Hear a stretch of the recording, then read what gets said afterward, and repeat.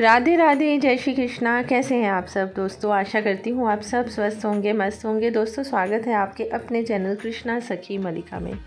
दोस्तों आज जो मैं वीडियो बनाने जा रही हूँ वह वीडियो है कि हम जब लड्डू गोपाल जी को अपने घर में विराजमान लाने की इच्छा जाहिर करते हैं तो सबसे पहले हमारे मन में यही ख्याल आता है कि घर में किस धातु के बने हुए हम लड्डू गोपाल को रखें।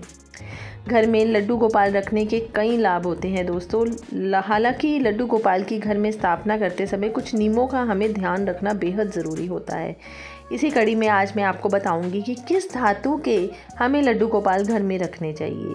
लेकिन उससे पहले जो मेरे इस चैनल पे नए आए हैं वह इस चैनल को ज़रूर सब्सक्राइब कीजिएगा। दोस्तों हिंदू धर्म में भगवान की पूजा के लिए मूर्ति स्थापना का विधान होता है। मान्यता है कि मूर्ति स्थापना के बाद घर में भगवान का वास स्थापित होता है और किया गया पूजा पाठ भी फलित तभी होता है अगर आप उस मूर्ति में भगवान को देखते हैं, अपने भावों को उन मूर्ति में प्रकट करते हैं। वैसे घरों में मैं आपको बता दूं कि मूर्ति स्थापना नहीं की जाती है क्योंकि उसके बहुत कड़े नियम होते हैं। आपको सुबह शाम तीनों टाइम मतलब 3 या 4 टाइम भगवान की पूजा, आरती, मंगला आरती सब कुछ करना पड़ता है। तो गृहस्थ जीवन में होने के नाते हम इतना कुछ तो नहीं कर पाते हैं, लेकिन जो नियम गृहस्थों के लिए रखे जाते हैं उसी के ऊपर आज मैं आपको बताऊंगी। और साथ में ये भी बताऊंगी कि किस धातु के आप लड्डू गोपाल को घर में अपने ला सकते हैं। दोस्तों यूँ तो लड्डू गोपाल की जो मूर्ति होती है, विग्रह होता है, वह पीतल, तांबा, कांसा, चांदी, सोने का आदि धातु का हो सकता है। मगर अष्ट धातु से बने लड्डू गोपाल को घर में स्थापित करना शुद्ध और उत्तम माना जाता है। अष्ट धातु से बने लड्डू गोपाल घर में रखने से अष्ट रोगों, दुखों एवं दोषों का भी नाश होता है। अष्ट धातु के लड्डू गोपाल घर में रखने से मूर्ति की जो दिव्यता होती है ना और पवित्रता जो होती है वह बनी रहती है।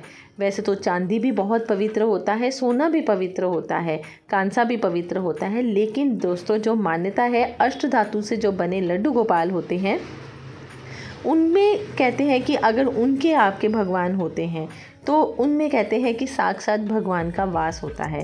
साथ ही 6 इंच से बड़े अष्ट धातु से बने लड्डू गोपाल को घर में नहीं रखना चाहिए।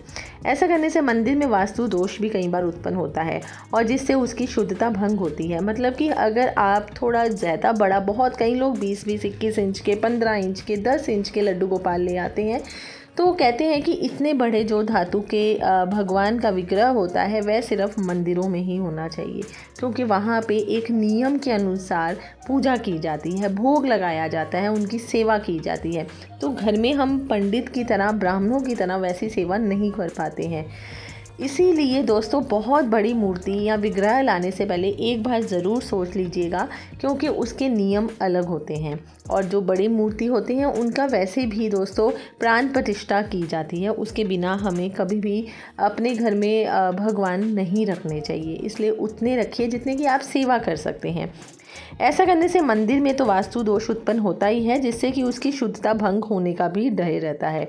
घर में अष्ट धातु के लड्डू गोपाल रखने के बाद दिन में उन्हें भोग लगाना बहुत ज़रूरी होता है। आप जानते हैं कि हम जो लड्डू गोपाल होते हैं वह बाकी भगवान से अलग होते हैं क्योंकि वे बाल रूप में होते हैं।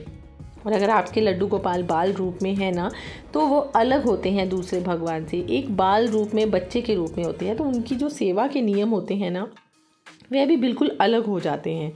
आप भी दोस्तों घर में लड्डू गोपाल रखने से पहले मूर्ति की धातु और स्थापना नियमों से जुड़ी इन बातों का ज़रूर अवश्य ध्यान रखें। और प्रयास मैं यही करती रहूँगी कि आप लोगों को इस बारे में पूरी प्रॉपर जानकारी दूँ।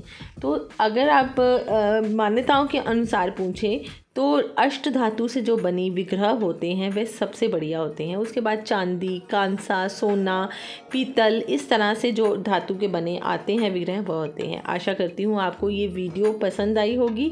मिलती हूँ कल एक नई वीडियो के साथ। राधे राधे।